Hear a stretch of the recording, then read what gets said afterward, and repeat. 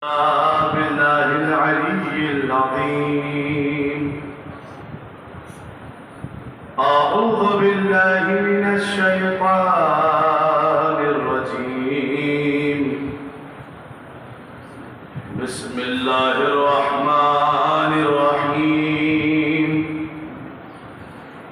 الحمد لله رب العالمين.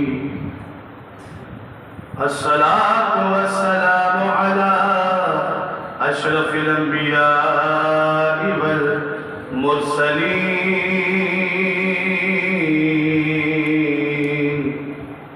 سيدنا ومولانا ومولى الثقلين محبوب رب المشرقين جد الحسن والحسين अबी क़ासिम मुहम्मद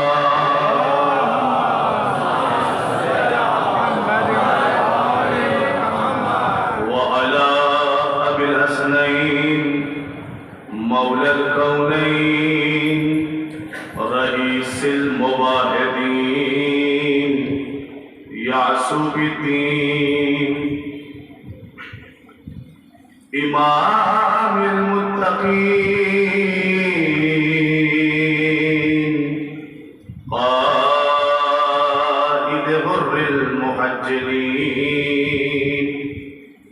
अमीर मोमिनीन गालिब कुल गालिब अली इब्न अबी तालिब वअला नबति नबुव्वा व मादिन रिसाला अम्मा बादु फ़क़द क़ाल अल्लाहु तआला फ़िल क़ुरआनिल हकीम बिस्मिल्लाहिर्रहमानिर्रहीम हुनालिका दआ ज़करिया रब्बहु क़ाल रब्बि हब्ली मिन लदुनका ज़ुर्रियतन तय्यबा इन्नका समीउद दुआ।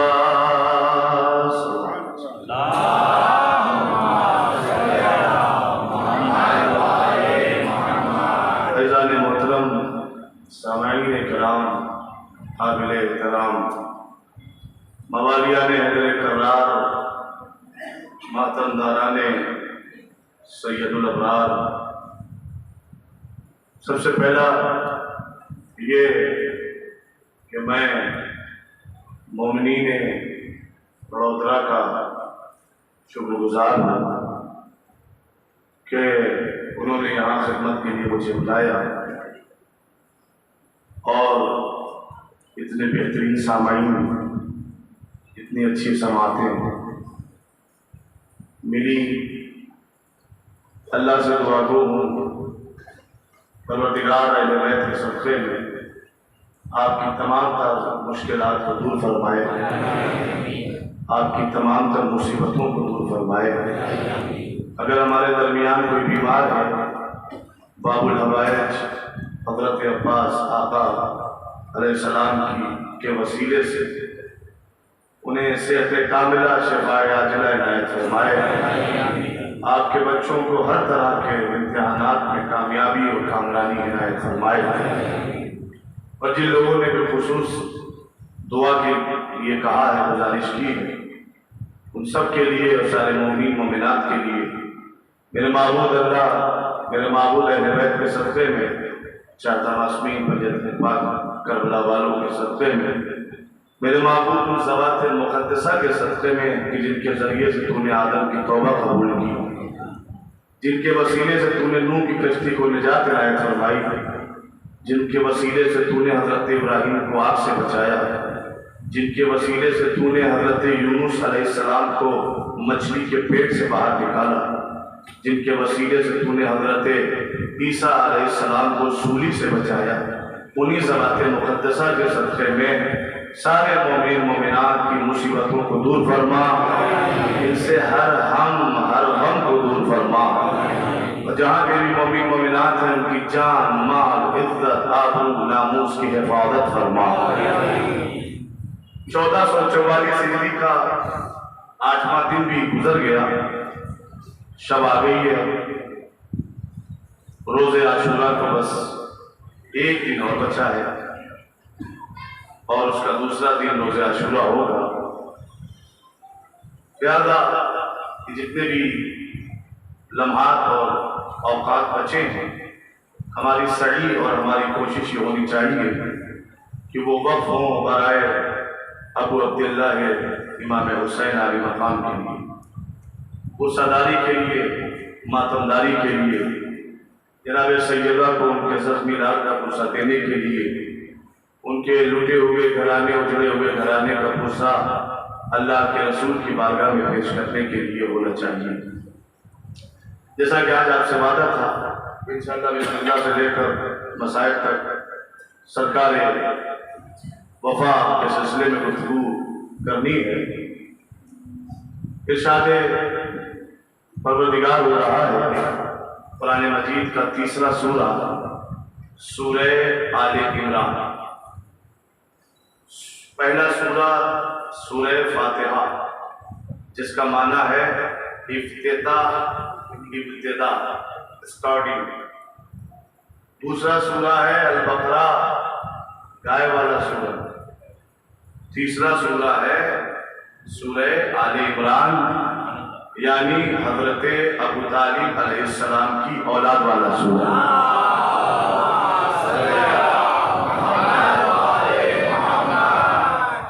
पूरी कायनात में 3 ही इमरान गुजरे हैं। एक हजरत मूसा के बाप इमरान, एक हजरत ईसा के बाप इमरान, हजरत ईसा के नाना इमरान, हजरत मरियम के बाप इमरान, और एक मौलाए कायनात और 12 मासूम इमामों के बाप इमरान, अहले बैत अलैहिस्सलाम के घराने के जिम्मेदार इमरान। और हमारे हजरत मूसा की तारीफ उठाकर देखें, हजरत ईसा की तारीफ उठाकर देखें, तो हजरत मूसा की नस्ल उनके बेटे के बाद आगे नहीं बढ़ी।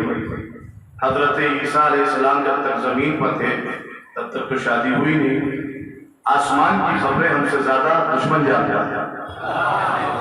अब वो चौथे आसमान पर उन्होंने शादी की कि नहीं की, वो दुश्मनाने अहले बैत जाएंगे। लेकिन दूसदारान और मौला के चाहने वाले ये तो जानते हैं कि उन्हें अल्लाह उठा लिया, क्या उनकी नस्ल आगे बढ़ी नहीं। अब इस रूए जमीन पर आल वाला इमरान बस एक ही है,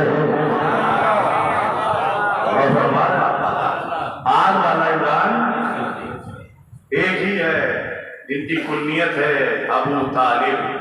तालिब आपके बड़े बेटे थे, लिहाजा आपकी कुन्नियत अबू तालिब। तो कुरान मजीद का तीसरा सूरा है। आयत का निशान, आयत का एड्रेस, परवरदिगार आयत नंबर 38 में इरशाद फरमा रहा है, बिस्मिल्लाहिर्रहमानिर्रहीम, हुनालिका दआ ज़करिया रब्बहू। मेरे हबीब इन्हें बताओ, अपने जानिसारों को बताओ कि वो वक्त याद करें कि जब हमारे नबी ज़करिया ने हमसे इस्तिग़ासा किया, हमसे दुआ मांगी, हमें बुलाया, हमें पुकारा, दआ, हमें पुकारा, हमें आवाज दी, हमसे इस्तिग़ासा किया, हमसे फरियाद की। किस चीज के बारे में? क़ाल रब्बि हबली मिन लदुनका ज़ुर्रियतन तय्यबा। तो दुआ कर रहे हैं कि मेरे माबूद हज़रत ज़करिया कि मुझे अपने खजाने कुदरत से एक बेटा दे दिया, अपने खजाने कुदरत से एक बेटा दे दिया। फिर कहते हैं इन्नका समीउद दुआ, बेशक हरफे इल्तिजा को बाबे इस्तिजाबत तक पहुंचाने वाला तू ही है, दुआओं पे कबूल करने वाला, दुआओं को सुनने वाला, दुआओं को शर्फ कबूलियत तक ले जाने वाला मेरे महबूब तू ही।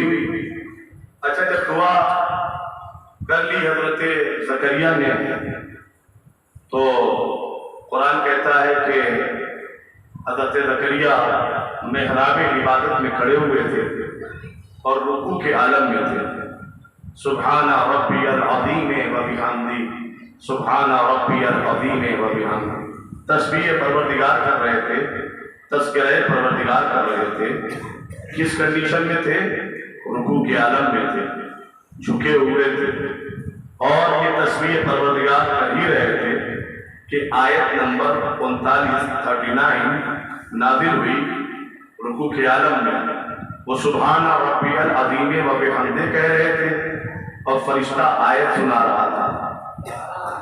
हाँ, अल्लाह इरशाद फरमा रहा है कि फनादतहुल मलाइका, और ये भी उन्हें याद दिलाओ मेरे हबीब अपने चाहने वालों को, अपनी उम्मतियों को, कि मलाइका ने जब उन्हें आवाज दी हालत रुकू में, वह हुआ काइमुन युसल्ली फिल महराब, वो नमाज पढ़ रहे थे, रुकू के आलम में थे, महराब में थे। फरिश्ता आकर कहता है इन्नल्लाह युबश्शिरुका बियहया, हे ज़करिया मुबारक हो, अल्लाह ने तुम्हारी दुआ कबूल कर ली, अल्लाह ने तुम्हारी इल्तिजा को कबूल कर लिया, तुम्हारे हल्के इल्तिजा को शर्फ कबूलियत का दर्जा दे दिया। और अल्लाह ने ये बशारत भेजी है कि अल्लाह तुम्हें एक बेटे से नवाजेगा जिसका नाम यहया होगा। यहया, इसका नाम यहया होगा। उसकी सिफत क्या होगी? गौर फरमाइएगा। उसकी सिफत ये होगी कि मुसद्दिक़न बिकलिमतिन मिनल्लाह, उसकी सिफत ये होगी कि वो अल्लाह के कलमे की हिफाजत करेगा। सुन लिया तर्जुमा भाई? ये कुरान है, एक फिरके की किताब थोड़ी है। इसे तो हर फिरका मानता है ना, अपने अपने एतबार से तर्जुमा कर लो। जहां तक भी आवाज जा रही है, अगर लफ्जों में रद्द बदल हो जाए तो फिर आपको हक है हमारे कलाम का एतराज करने का और हमारा गिरबान पकड़ने का। लेकिन बात अगर हकीकत है तो तस्लीम की जाए। अब इन्होंने दुआ कर दी और हालत रुकू में बशारत सुनाई जा रही है कि अल्लाह तुम्हें एक बेटा देगा जिसका नाम यहया होगा, नबी होगा, और उसका काम ये होगा कि वो अल्लाह के कलमे की हिफाजत करेगा, अल्लाह के कलमे के साथ साथ रहेगा, अल्लाह के कलमे का मददगार रहेगा, अल्लाह के कलमे की हिफाजत करेगा, मुहाफिजत करेगा। तो मैं अपने परवरदिगार से सवाल करना चाहूंगा, इल्तिजा करना चाहूंगा, मेरे महबूब खुशखबरी सुनानी है तो इंतजार कर ले कि तेरा नबी ज़करिया नमाज पढ़ ले, नमाज से फारिग हो जाए, रुकू से उठ जाए, घर चला आए, बैतुल मक़दिस जिसे हम कहते हैं बैतुल मुक़द्दस, बैतुल मुक़द्दस से निकल कर अपने घर आ जाए, तो खुशखबरी सुना देना मेरा महबूब। ये हालत रुकू में जरूरी है खुशखबरी सुनाना। हालत रुकू में जरूरी है। रुकू तमाम हो जाता तब सुना देता का नहीं। हम जमाने को समझाना चाहते हैं कि मासूमों का रुकू और होता है, गुनहगारों का रुकू और होता है। तो यही से आप जुड़ जाए, यही से आप जुड़ जाए तो रुकू का काफिला आगे बढ़ जाए। हम समझाना चाहते हैं कि मासूम का रुकू और होता है, गुनहगार का रुकू और होता है। कैसे मेरे मामूल? सुनो, अगर ज़करिया जैसा मासूम हो तो बेटे की बशारत मिलती है, अगर अली जैसा मासूम हो तो बेटा अली होगा।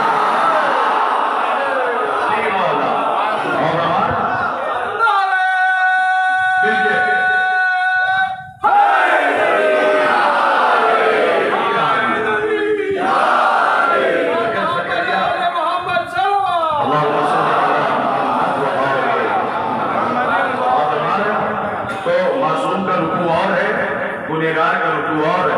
भाई मासूम और गुनहगार में यही तो फर्क है ना कि मैं मजलिस पढ़ रहा हूँ तो पानी नहीं पी सकता, पानी पीने लगूं तो मजलिस नहीं पढ़ सकता। और हमारा यानी गुनहगार एक वक्त में एक ही काम कर सकता है, मासूम एक वक्त में कई काम अंजाम दे सकता है। अरे यकीन ना आए तो मदीने के दावत करने वालों से पूछ लो,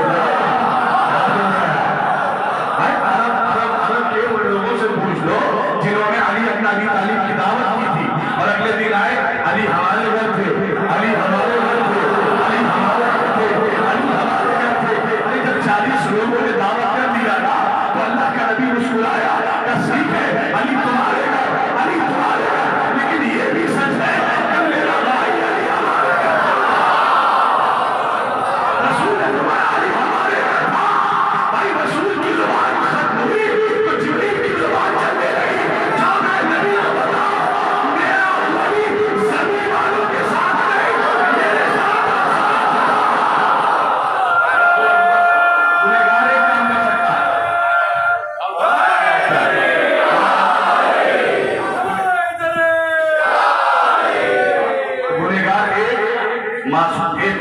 इमाम अनेक और हमारा एक वक्त में कई काम कर सकता है। और अगर यकीन ना आए तो मिसाल जाकर यहूदियों से पूछ लो ना, मासूम एक वक्त में 2 काम करेगा। अगर यकीन ना आए कलमा पढ़ने वालों को तो फिर जाकर यहूदियों से मिसाल ले लेना। अली ने एक वक्त में बाबे खैबर भी उखाड़ा और उसी वक्त में अपने पैरों को हवा में रखा। एक वक्त में 2 काम किया कि नहीं किया? चलिए बात आगे बढ़ा दी जाए। तो अल्लाह ने क्या कहा? जो बेटा हम तुम्हें दुआ मांगने पर दे रहे हैं उसका नाम है यहया। तो पहला काम अल्लाह ने बेनाम बेटा नहीं दिया, नाम के साथ दिया। और फरमाइएगा भाई मासूम दुआ करेगा तो फिर बेनाम बेटा नहीं आएगा, गुमनाम बेटा नहीं आएगा, नाम के साथ आएगा। ठीक है। दूसरा काम क्या बताया? का इसका दूसरा काम यह है मुसद्दिक़म बिकलिमतिल्लाह, कि ये अल्लाह के कलमे की हिफाजत करेगा। हाँ, तो वो अल्लाह का कलमा है क्या? कि जिसको अल्लाह ने भेजा है यहया बनाकर, वो अल्लाह के कलमे की हिफाजत करेगा। तो जाइए उलमा से सवाल करिए, तफसीरों का मुतालिया करिए, तो सब में मुत्तफ़िक़ अलैह होकर एक फैसला दिया कि वो अल्लाह का कलमा कोई और नहीं है, वो अल्लाह का कलमा उस दौर का नबी हजरत ईसा। और हमारे यहाँ तफसीरें कहती हैं कि हजरत ईसा अलैहिस्सलाम को अल्लाह ने अपना कलमा बताया। कलमा है ईसा, कलमा है ईसा, कलमा है ईसा। जरा सा जुड़ जाए। तो अल्लाह ने यहिया को काहे के लिए भेजा? दुआ की ज़करिया ने, आए यहिया खाए के लिए, कलमे की हिफाजत के लिए। कलमा कौन? हजरत ईसा। हमने पूछा भाई हजरत ईसा कलमा कैसे हो गए? आपने कलमा क्यों तस्लीम कर लिया? आपने कलमा क्यों मान लिया? कहा तो पता नहीं है। हजरत ईसा ने उस उम्र में कलाम किया जब बच्चे बोलते नहीं है, जब बच्चे कलाम नहीं करते। हजरत ईसा उस उम्र में बोल रहे हैं जब बच्चे कलाम नहीं करते। हमने कहा क्या कलाम किया? कहा कि कुछ घंटों के थे, माँ की आगोश में आए तो उन्होंने कलाम किया। हमने कहा क्या कलाम? कहा उन्होंने कहा कि इन्नी अब्दुल्ला आतानी अल किताब वजअलनी नबिय्या। तो 6666 आयतों में एक आयत पढ़ी ना, एक सूरत तो नहीं पढ़ाना, पूरा सूरत तो नहीं पढ़ाना। तो भाई एक आयत पढ़ने वाला, एक आयत पढ़ने वाला अल्लाह का कलमा हो सकता है। उस नबी ने या नबी अल्लाह सुनाओ,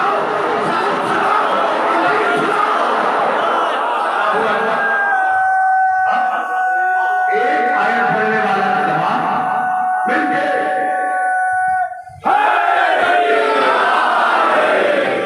एक आयत पढ़ने वाला नबी कलमा हो जाए। क्या ख्याल है उसके बारे में? जो आगोश रिसालत में आकर कहता है कुरान सुनाओ, तौरात सुनाओ, ज़बूर सुनाओ, इंजील सुनाओ, एक आयत तो कलमा तस्लीम हो गया। यहाँ तो चारों किताबों की तिलावत कर रहा है ना, तो अली कलमा नहीं है। अल्लाह हू अकबर। चलिए गुफ्तगू करूं आगे। चलिए जनाब ज़करिया ने दुआ क्यों की? क्यों बेटा मांगा? क्या जनाब ज़करिया के पास औलाद नहीं थी, बेटे नहीं थे? तो तारीख कहती है कि हाँ, उनका अपना कोई सगा बेटा नहीं था। लेकिन ज़करिया किसी आम इंसान का नाम नहीं है। एक तो नबी है, मासूम है, साहिब इस्मत है, अल्लाह की जानिब से मनसूस मिनल्लाह है। और हमारा ये ओहदे इनके पास है। लेकिन इन ओहदों के साथ साथ एक और 2 और बड़े ओहदे मिले जनाब ज़करिया। हजरत मरियम के पालने वाले का नाम ज़करिया, हजरत ईसा के पालने वाले का नाम ज़करिया, 2 मासूम बच्चों के पालने वाले का नाम ज़करिया। मेरे साथ मिलकर रहिएगा। ज़करिया 2 मासूम बच्चों के पालने वाले का नाम ज़करिया। तो 2 मासूम बच्चे पाल चुके थे। तो फिर ये दिल में ख्याल क्यों आया कि बेटा दे दे, बेटा दे दे, बेटा दे दे। और हमारा हाँ बैठे रहे, पहुंच गए, लाखों सलाम। जो नहीं पहुंच पाए मैं उन्हें अकेला नहीं छोड़ूंगा, वो मेरे साथ इंशाल्लाह सफर करें तो बात वाज़ेह हो जाएगी। कैसे?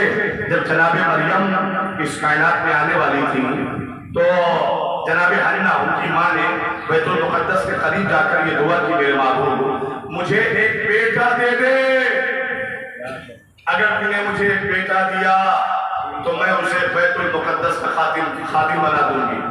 कुछ दिन के बाद जनाब मरियम पैदा हो गई, तो जनाब हन्ना ने कहा मेरे माबूद मांगा था बेटा, आ गई बेटी। आवाज़ परवरदिगार आई, इमरान तुम्हारी नस्ल बेटी से चलेगी। क्या सुन रहे हैं? तुम्हारी नस्ल बेटी से चलेगी। और हम माजी दिखाकर मुस्तकबिल समझाना चाहते हैं, माजी दिखाकर मुस्तकबिल दिखाना चाहते हैं कि सिर्फ बेटों से नस्ल नहीं चलेगी, बेटियों से भी नस्ल चलती है। अच्छा, चूंकि मन्नत मानी थी ना कि अगर औलाद की मेरे बाबू छूने तो खादिम बना दूंगी। अब बेटी आई तो खादिमा बनाने लगी। आ गई जनाब मरियम को लेकर जनाब हन्ना बैतुल मुकद्दस के करीब और आवाज दी कि मैं अपनी बेटी को खादिमा बनाना चाहती हूँ, अपनी मन्नत उतारना चाहती हूँ। दुनिया हमसे सवाल करती है, भाई ये मन्नत कहाँ से लेकर आए, ये मन्नत कहाँ से लेकर आए, ये मन्नती अदम कहाँ से, ये मन्नती नज़्र कहाँ से, ये फला मन्नत कहाँ से। मियां कुरान रटने के बजाय अगर समझा होगा तो मन्नत समझ में आ जाती। क्या बोलना है? सिर्फ कुरान रटो नहीं, उसे समझो। मन्नत कुरान में मौजूद है। अगर मन्नत मानना बिदअत होता तो कभी जनाब मरियम की माना मानती। दीजिए साहब, तो ये आवाज दे रही थी तो जनाब ज़करिया और 8 उलमा, उनकी उम्मत के 8 आलिम और जनाब ज़करिया बैतुल मुकद्दस में बैठे हुए थे। ये कर क्या रहे थे? कि लोहे के कलम से पत्थर की सिलों पर तौरेत लिख रहे थे। तौरेत लिख रहे थे 8 उलमा अपने नबी जनाब ज़करिया के साथ। ये कौन है उलमा? ये इनकी क्वालिटी ये है कि इनका नबी इनसे राजी है। और बताइएगा, ये वो है कि जिनसे इनका नबी राजी है, तभी तो कातिबे तौरेत बन गए, तभी तो कातिबे तौरेत बन गए। बहुत से ऐसे कायनात में गुजरे हैं जिनसे नबी राजी नहीं था और जबरदस्ती लोगों ने कातिबे कुरान बना दिया, कातिबे वही बना दिया। और हमारा चलिए बात जाने दीजिए, मैं इशारे करते हुए बात का काफिला आगे बढ़ाना चाहता हूँ। तो ये 8 क्या कर रहे थे? लोहे के कलम से पत्थर की सिलों पर तौरेत लिख रहे थे।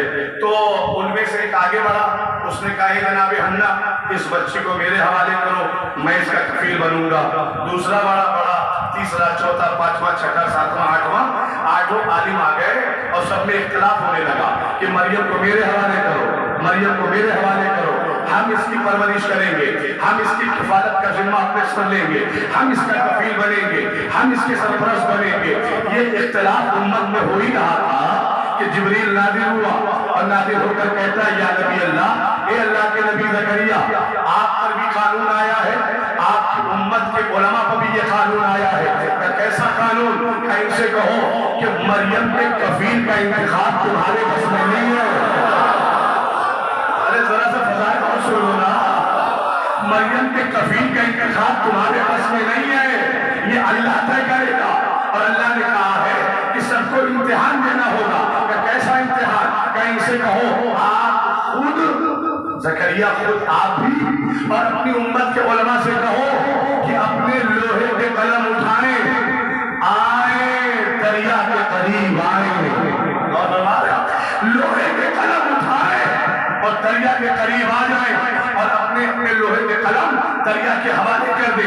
जिसका कलम डूब जाएगा वो कफील नहीं बनेगा, लेकिन जिसका लोहे का कलम पानी पर तैरता रहेगा। लकड़ी का कलम नहीं है, लोहे का कलम है।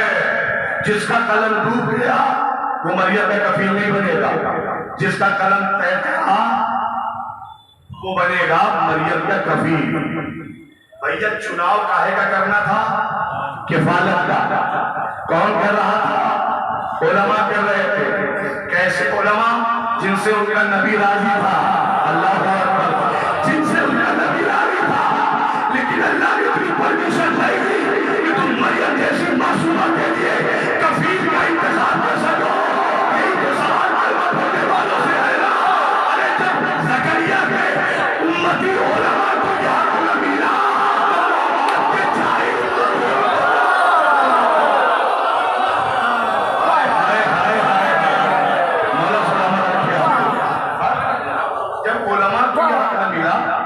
तो फिर मोहम्मद अरबी की जाहिर उम्मत के लिए किसने हक दिया कि वो रसूल के जाने के बाद इलेक्शन करें, हाँ वोट डालें, सियासत करें? और फरमाइएगा कोई हक नहीं है। सबने लाकर अपने कलम डाल दिए, सबके कलम डूब गए। हजरत जकरिया का कलम पानी पर तैरता रहा। आवाज आई, जकरिया आगे बढ़ो, मरियम को अपने हाथ में ले और खबरदार कोई छूने न पाए, ये मासूमा है। कोई कुरान की लफ्ज़, कोई टेढ़ी निगाह से देखने भी न पाए, ये मासूमा है, ये बतूल है, ये अज़रा है, ये सिद्दीक़ा है, ये ताहिरा है, ये मुस्तफ़िया है। मासूम की परवरिश मासूम करेगा, मासूम की परवरिश मासूम करेगा। अल्लाह ने बताया ना, मासूम को मासूमी टच कर सकता है, मासूम को मासूम ही छू सकता है। तो मैं कलमा पढ़ने वालों से पूछना चाहूंगा, बस इतना बता दो, मकाम मरियम ज्यादा है या मकाम मोहम्मद ज्यादा है? मर्तबा मरियम ज्यादा है या मर्तबा मोहम्मद ज्यादा है? रुतबा मरियम ज्यादा है या रुतबा मोहम्मद ज्यादा है? कहाँ मरियम, कहाँ मोहम्मद, कहाँ मरियम, कहाँ मोहम्मद? तो आपके अंदर होश में नाखून खरीदो ना, मरियम जैसी मासूमा को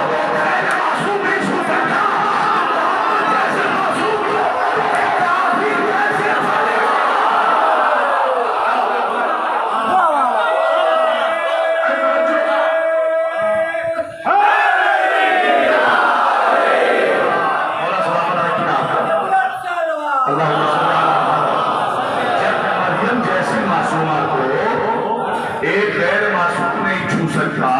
तो मोहम्मद जैसे मासूम को काफी पालेगा।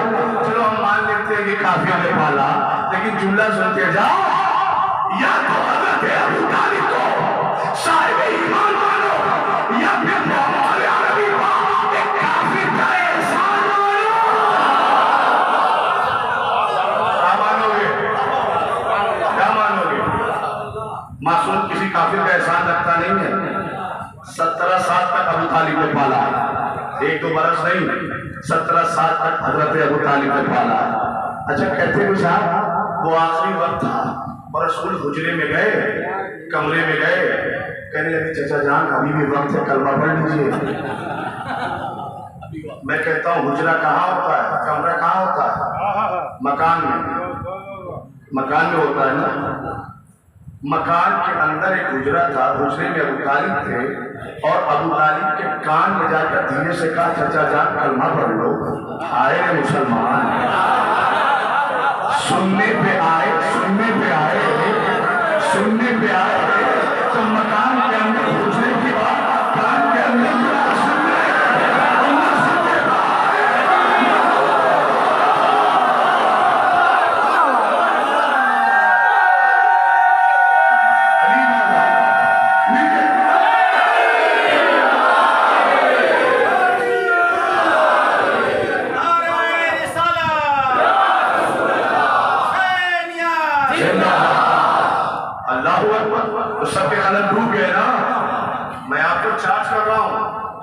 सरकार के फजीलत तक पहुंचने के लिए थोड़ा सा और अभी जज्बे की जरूरत है। और कैसे रुख में चेंज करूंगा वो आपको भी एहसास नहीं होगा, लेकिन बहुत जल्दी इंशाअल्लाह वहां तक पहुंचाने वाला हूं मैं आपको। बहुत फरमाइए, सबके कलम डूब गए ना नौजवानों, सुनना, जुमले की हिफाजत करना। सबके कलम डूब गए, जकरिया का कलम पानी पर तैरता रहा। भाई लोहे का कलम, जकरिया का लोहे का कलम पानी पर तैरता रहा। ये हैरत की बात नहीं है, ये कुदरत की बात है। अल्लाह अल्लाह अल्लाह माजी दिखाकर मुस्तकबिल समझाना चाहता है कि कल अगर साथ कौशल का होता है पानी को मुसल्ला बिछा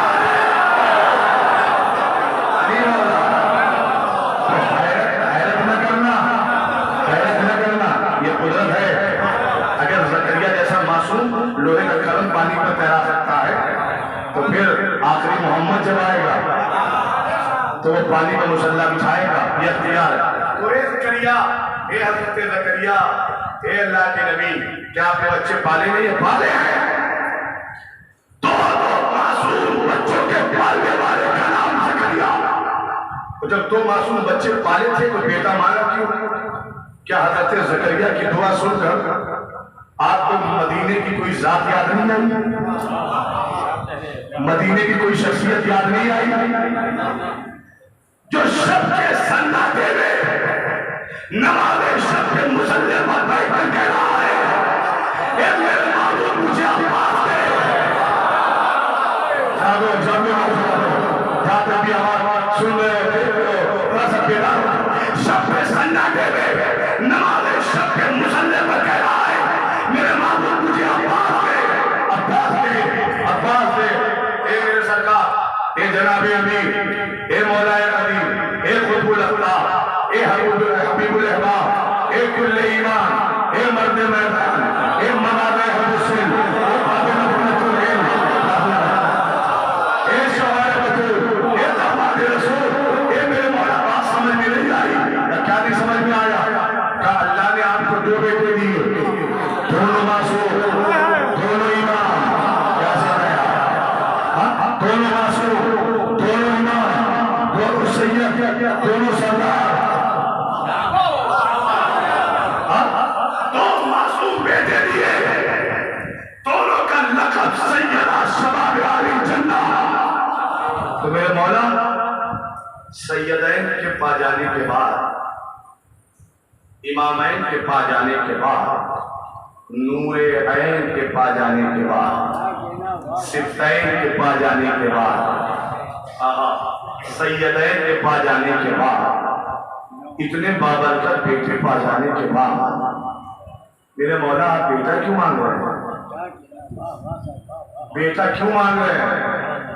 नमाज़े सबके मुसल्ले से मेरा मौला जवाब देगा कि इंतजार करो इधर मुबाइला की आयत नाज़िल होगी मैं मुबाइला के कहवारे में रखकर मुबाइला के झूले में रखकर हसन और हुसैन को नबी के हवाले कर दूंगा। जरा जरा से मेरा साथ दे। मैं मुबाइला के झूले में रखकर हसन और हुसैन को नबी के हवाले कर दूंगा। क्या है मुबाइला? अबना आना व अबना आको, तुम अपने बेटों को लाओ मैं अपने बेटों को लाता हूँ। अब कुरान कहता है कि बेटों के मकाम पर अल्लाह के नबी ने किसका इंतखाब किया? इमाम हसन, इमाम हुसैन, इमाम हसन, इमाम हुसैन, इन दोनों को अपना बेटा बनाकर ले गए ना। तो यही तो मेरा मौला कह रहा है कि आए मुबाइला के झूले में रखकर मैं इन्हें सौंप दूंगा, लिहाजा मुबाइला से पहले ये मेरे बेटे, मुबाइला से पहले ये मेरे बेटे, मुबाइला से पहले ये मेरे बेटे, मुबाइला से पहले ये मेरे बेटे, मुबाइला के बाद ये रसूल के बेटे, मुबाइला के बाद ये रसूल के बेटे। अब मुबाइला के बाद सुलह हसन करेगा, नाम नबी का होगा, जंग हुसैन करेगा, नाम नबी का होगा। मैं कुछ कहना चाहता हूँ भाई, मुबाइला के बाद सुलह हसन की, नाम नबी का, जंग हुसैन की, नाम नबी का। अभी दोनों बेटों के जाने के बाद कोई एक ऐसा बेटा होना चाहिए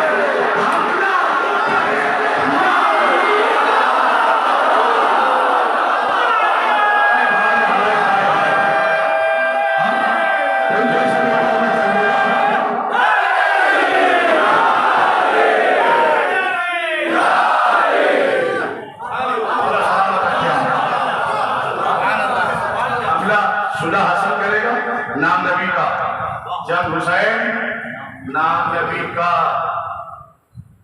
इन दोनों बेटों के जाने के बाद कोई तो ऐसा बेटा होना चाहिए कि हमला वो करे या अरिया। भाई अकील, एक बहादुर खानदान ढूंढो, बहादुर औरत नहीं,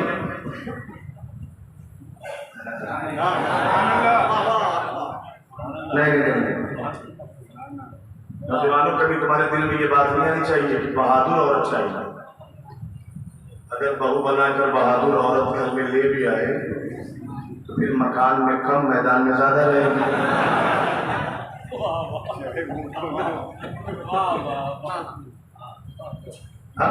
सीरत वाली लेकर आओ ना,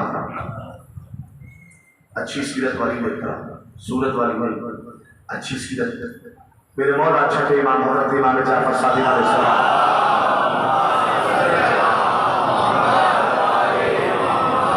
नौजवान सुनना ये आपके लिए खासतौर से मौला फरमाते जब भी शादी का इरादा दिल में आए ना, नियत हो, जज्बे तकरीब और शादी दिल से उठे ना, तो अपने लिए नहीं बल्कि अपने बच्चों की माएँ तलाश करना, अपने बच्चे की माँ तलाश करना, अपने लिए बीवी तलाश न करना। अगर नस्ल अच्छी चाहिए तो अच्छी माँ की जरूरत है। भाई अकील खानदान, बहादुर खानदान। ये जनाब अमीर बात समझ में नहीं आई। मिंबर कूफा से सलूरी का दावा करने वाला मौला, जमीन से ज्यादा आसमान की बातें बताने वाला मौला, शजरों का इल्म रखने वाला मौला। अकील से कह रहा है, अपने भाई से कह रहे हैं, बड़े भाई से, कि मेरे लिए खानदान तलाश है। अरे आप बता देते कि मैं उस खानदान में शादी करना चाहता हूँ जो मेरे लिए रिश्ते की बात पर, लेकिन बताया नहीं। जिम्मेदारी किसको सौंपी? बड़े भाई।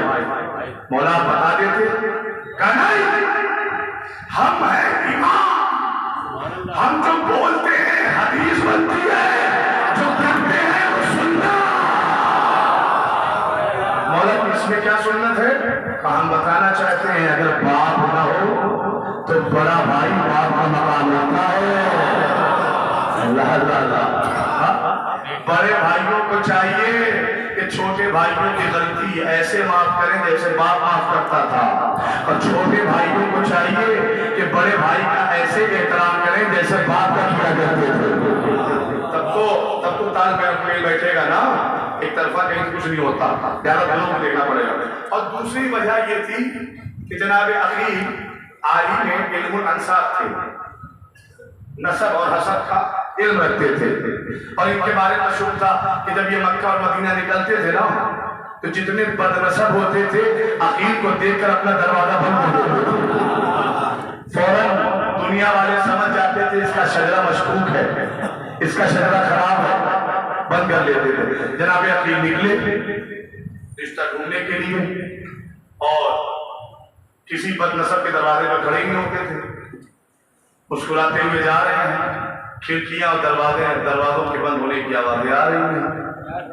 हाँ, मुस्कुराते हुए घर, खानदान, गली कूचे को छोड़कर एक कबीले में पहुंचे, कबीले बनी कला। और कबीले बनी कला के सिपाही के घर पर नहीं पहुंचे, सरदार के घर पर पहुंचे। सरदार का नाम था हुजाम बिन खालिद, यही मौला पास का नाम है, हुजाम बिन खालिद। दखुल बात किया, हुजाम ने दरवाजा खोला, देखा अकील, सलाम किया, मुस्कुराए और बहुत हैरत में आकर सर झुका लिया। मैं कहूँगा हुजाम बिन खालिद, मुस्कुराने की वजह भी बताओ, और उदास होने की भी, हैरत होने की भी, हम मजबूत हैरत ज़दा होने की भी वजह बताओ। देखते नहीं, मुस्कुराया इसलिए कि सर फख्र से उड़ गया और इस बात के यकीन हो गया कि अकील जिस दरवाजे पर खड़े हो जाए वो आली में सब होता है। मेरा शजरा, आज मेरे शजरे पर मोहर लग गई, अकील खड़े हुए, और ताज्जुब इसलिए हो रहा है कि यह आसमान जमीन पर कैसे आ गया। सरकार हमें बुला लिया होता, हम चले आते, आइए अंदर आइए, क्यों आए आप? तो फरमाया कि जनाब अकील ने जरूरत ले आई है। क्या ले आई है? जरूरत ले आई है। अच्छा आ जाइए, और बताइए, आ जाइए। देखिए हमारे यहाँ, हमारी जिंदगी में खुशी में भी सीरत अहले बैत हो और गम में भी सीरत अहले बैत हो। खुशी में भी सीरत अहले बैत और गम में भी। तो हम थोड़ा बहुत खुशी में भी सीरत अहले बैत अपनाते हैं, गम में भी थोड़ी बहुत अपनाते हैं। जहाँ हमारा फायदा होता है और जहाँ हमें फायदा नहीं लगता वहाँ हम अहले बैत को भी भूल जाते हैं, अल्लाह को भी भूल जाते हैं, अपने फायदे के बाद सब कुछ भूल जाते हैं। और फिर हमें ये लगता है कि हमसे बड़ा हक वाला कौन हो सकता है, हमसे बड़ा नेकी करने वाला कौन हो सकता है। नहीं नहीं नहीं, खुशी में भी सीरत का मुजाहरा और गम में भी सीरत का मुजाहरा। नहीं तो देखिएगा, खुशी में भी गम में भी।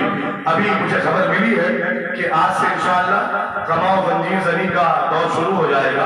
माशाअल्लाह नौजवान मातम करेंगे जंजीर का, लेकिन खूब शौक से जंजीर करो, कमा करो, कुछ भी करो, लेकिन हुसैनियत की डिसिप्लिन के साथ, आजादारी के कानून के साथ। और हमारा हाँ, ये तो उसूल वाली कौम है, बेउसूल कौम नहीं है। ये तो कानून फॉलो करने वाली कौम है ना। और खासतौर से नौजवानों से गुजारिश है, मेरी बहनों से भी गुजारिश है कि जब ये सब मातम हो जंजीर जनी का और इन तमाम चीजों का, तो खुदा के लिए अपने अपने मोबाइल स्विच ऑफ रखना, वीडियो न बनाना। हाँ, वीडियो न बनाना, इसलिए कि तुम्हारी नीयत में कुर्बतन इलल हुसैन है, कुर्बतन इलल दुनिया नहीं है। क्या तुम अपने ईमान को मजबूर समझते हो कि तुम्हारा ईमान उस वक्त तक नहीं देखेगा जब तक तुम फेसबुक पर नहीं डालोगे?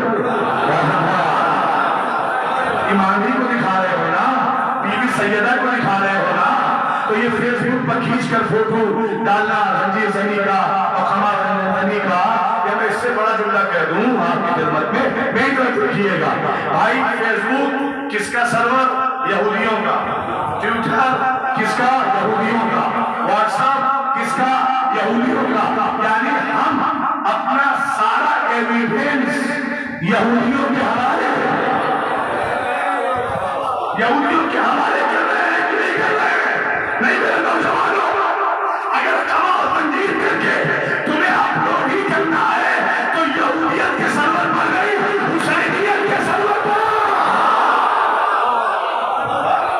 मौला के लिए वीडियोग्राफी नहीं, फोटोग्राफी नहीं। दिल में जब भी जंजीर पड़े तो कुर्बतन इलल हुसैन, मौला के लिए ना जब जंजीर कर लेना तो आना शहनशीन के पास और जनाबे सैयदा को पूछा देना, बीबी हमने आपके मजलूम डाल के जख्म का एहसास करने के लिए जंजीर किया है, तो लिहाजा वीडियोग्राफी से परहेज करिएगा। मेरी माँ और बहनें भी करेंगी और ये नौजवान बच्चे नहीं, इसकी जरूरत नहीं है। माता की वीडियो डालिए, मजलिस की वीडियो डालिए, लेकिन ये आपका बहुत पर्सनल काम है। इससे जितना फायदा आपको मिलेगा उससे कहीं ज्यादा नुकसान आपका दुश्मन इससे ज्यादा नुकसान आपसे हासिल कर लेगा। बाद में मजलिस मिलिएगा, मैं समझाऊंगा कैसे नुकसान। बहरहाल क्यों आए हो? जरूरत ले आई है। तो देखिए अरब का कानून ये होता था कि घर में मसनदें होती थी, मसनद, और ये कुछ सरदार का घर है, यहाँ तो मसनद होना जरूरी है, कॉन्फ्रेंस हॉल होना जरूरी है, तो छोटी छोटी मसनदें होती थी, छोटी उससे बड़ी उससे बड़ी उससे बड़ी, और फिर सबसे आखिर में होती थी सरदार की। किसकी? सरदार की होती थी। कोई किसी की मसनद पर बैठता नहीं था। ये अरब का कानून था कि कोई किसी की मसनद पर बैठता नहीं था, तो जिसकी मसनद होती थी उसी को बैठता था। तो जनाब अकील भी इस रस्म रवाज से वाकिफ थे, और क्यों ना होते, क्योंकि जिस घराने से ताल्लुक रखते हैं वहीं से हर अच्छी तहजीब का जन्म हुआ है ना। हर अच्छी तहजीब का जन्म बनी हाशिम है। जानते हैं जनाब अकील किसी की मसनद पर बैठा नहीं जाता, लिहाजा जनाब अकील न छोटी पे बैठे न बड़ी पे बैठे, कहाँ बैठने लगे? जमीन पर, फर्श पर बैठने लगे। जनाब हुज़ाम ने हाथ जोड़ा, सरकार आपका मकाम यहाँ नहीं है, आपका मकाम वहाँ, सबसे ऊंचा मकाम सरदार वाला, आपका मकाम यहाँ नहीं है, आपका मकाम यहाँ। कौन है हुज़ाम के खालिद? मौला अब्बास के नाना। मौला अब्बास के नाना इरशाद फरमाते हैं, कहते हैं जनाब अकील आपका मकाम जमीन पर नहीं है, वो ऊंचा मकाम आपका है।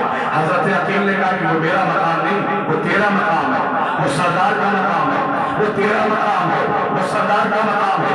लाखों सलाम जनाब हुज़ाम बिन खालिद आवाज की नहीं, तारीख गवाह है कि बनी हाशिम की मौजूदगी में सरदारी किसी को सेवा नहीं देती। हाय हाय हाय हाय, थोड़ी सी अपनी थकावट दूर कर लो, कभी तो बहुत बड़े बड़े जुमले देने हैं ना, मेरे साथ थोड़ा सफर करो ना। बनी हाशिम की मौजूदगी में सरदारी किसी को जेबा नहीं देती। हाँ, बाजू थामा और जबरदस्ती करके अपनी मसनद पर बिठाया। अपनी मस्तक पे बिठा दिया ना। मैं आपसे सवाल करता हूँ, रिश्ते की बात हुई, बेटी विदा हुई, हाँ रिश्ते की बात हुई, बेटी विदा हुई, नहीं हुई बात। लेकिन जनाब उस्मान बिन खालिद रिश्ते से पहले जनाब अकील का बाजू उठाकर अपनी मस्तक पर बिठाकर दुनिया वालों को पैगाम दे दिया, दुनिया वाले देख ले बेटियां देकर मस्तक छीनने वाले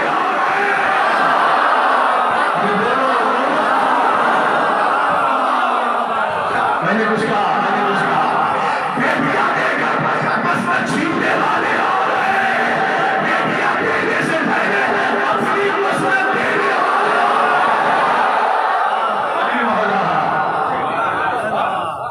हम वो नहीं है जो बेटियों का सहारा बनाकर मस्तक छीन ले, बेटियां देकर मस्तक छीनने वाले और बेटियां देने से पहले मसनद देने वाले। अब बताएं सरकार क्यों आए आप जमीन पर बैठे उस्मान बिन खालिद, हुजूर बताएं क्यों आए आप। तो जनाब अकील ने फरमाया उस्मान हम अमीर कायनात का रिश्ता लेते, सुल्तान दीन और दुनिया का रिश्ता लेते, जो जिंदे को मुर्दा मुर्दे को जिंदा कर देता है उसका रिश्ता लेता है, जो अपनी उंगलियों के इशारे से मगरिब में डूबे हुए सूरज को बता देता है उसका रिश्ता लेता है, उस सारी कायनात को रिस्क मारता है उसका रिश्ता लेता। आए हैं तुम्हारी बेटी फातिमा कलाबिया मुलक्कब पे उम्मुल बनीन, क्या इरादा है। तो जनाबे साहब खुश हो गए, लेकिन कहा हुजूर अगर इजाजत दे तो मैं अपनी बेटी से पूछ लूं। बेटियों के बाप बैठे हैं ना मेरे सामने, जबरदस्ती उन पर थोपो नहीं, जबरदस्ती उन्हें विदा ना करो, ये उनका इस्लामिक राइट है अपना हम सफर चुनने का। लेकिन बेटियों की भी जिम्मेदारी है हम सफर ऐसा इंतखाब करें जिससे माँ बाप सुरखुर हो जाए, माँ बाप जलील ना हो।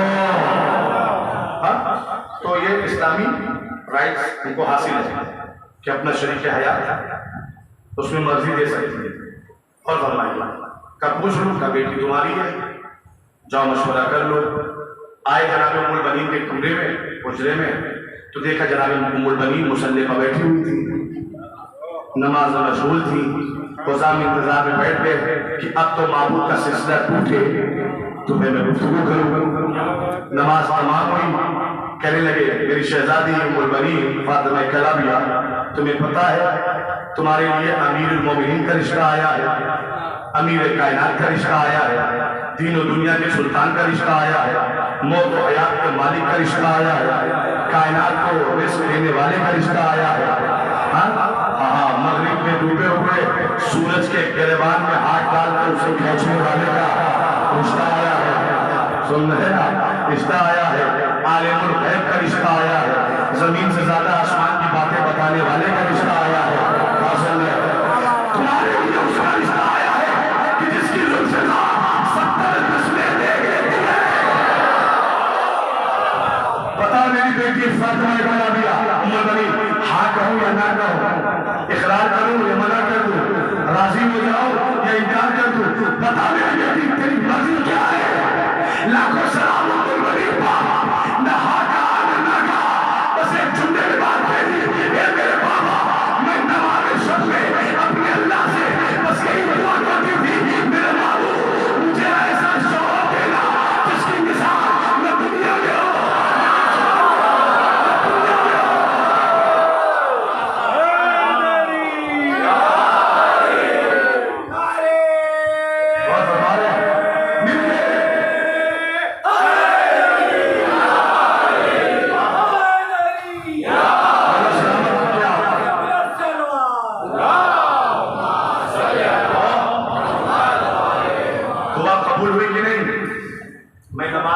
अक्सर दुआ करती थी अल्लाह मुझे शौहर ऐसा दे जिसकी मिसाल न दुनिया वालों में हो ना आसमान।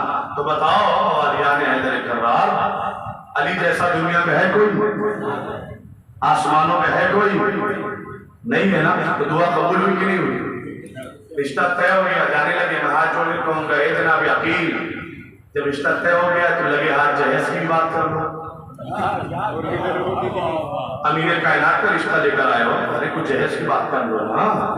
फातिमा कलाबिया के वालिद रुज़ान बिन खालिद, हाँ क्या दोगे जहेज में? पहले जहेज बताओ, इसलिए कि हम अमीरुल मोमिनीन का रिश्ता लेकर आए। याद रखिएगा, आपका बेटा पढ़ लिख कर कितना भी काबिल बन जाए, अमीरुल मोमिनीन नहीं बन सकता। कितना भी काबिल बन जाए, अमीरुल मोमिनीन, वो जहेज की बात करो ना। अमीरुल मोमिनीन का रिश्ता लेकर आया, क्या खामोश, हमारे आज जहेज सुन्नत नहीं है, जहेज लानत है। जो बेटी का बाप अपनी मर्जी से दे दे वही रहमत, और दामाद अगर मान के लिए तो लानत। देखो गुजरात में पढ़ रहा हूँ, लेकिन एक हिंदी का जुमला कहना चाहता हूँ, इजाजत है बुजुर्गों। अगर आपका दामाद जबरदस्ती करे कि मुझे 350 सीसी चाहिए, अब तो 500 सीसी रॉयल एनफील्ड आ गई, 500, 180 पल्सर अपाची। अगर आपका दामाद को ये मकतबे अहले बैत है, नौजवानों सोचने के बाद शादी करोगे ना, कौम में 10 बच्चे ऐसे पैदा हो जाएं जो मिसाल बन जाए, मिसाल बन जाए। अगर तुम्हारा दामाद मांगता भी है 350 सीसी, तो कर्ज और उधार लेकर खरीद के दे देना। देने से पहले अपने घर से उसके घर पहुंचाने से पहले एक काम कर देना, जहाँ पीछे नंबर प्लेट नंबर लिखा जाता है ना, वहां एक फिक्रा लिख देना, ससुराल से सहायता प्राप्त।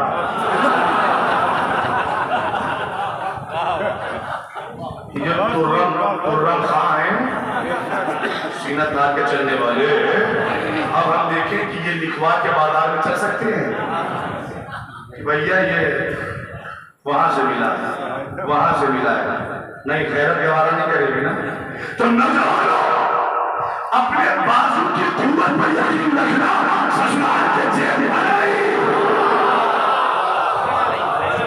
कोई ऐसा काम न करना, कोई ऐसा काम आप न करना जिससे एक बेटी अपने बाप का बोझ बन जाए।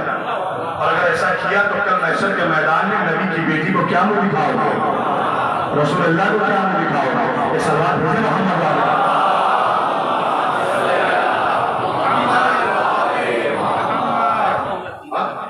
कोई ऐसा काम न करना, कोई 10 लोग खड़े हो जाओ ना बेघर जहेज के, ये जो लड़की का बाप दे रहा है तो खुशी खुशी ले लो, डिमांड नहीं। ये अहले बैत की सीरत नहीं है। बहुत भाई बात आगे बढ़े, चले आए, तय हो गया, उम्मुल बनीन घर में आ गई, चला गए।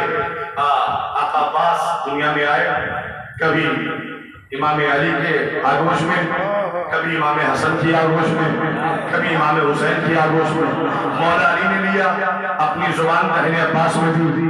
इमाम हसन ने लिया, अपनी जुबान बहने अब्बास में दी। इमाम हुसैन ने लिया, अपनी जुबान पहले मौला अब्बास में दी। अब्बास वाहिद और मुनफरिद ज़ात है जिसे एक वक्त में 3 मासूमों ने जुबान दी। 3 मासूमों ने मिलकर पाला। उसे अब्बास कहते हैं, नहीं मैं चुने को पलट के यूं कहूंगा, भैया जिसका कहवाना जिब्रील चुना है उसे हुसैन कहते हैं, उसका कहवाना हुसैन चुना है।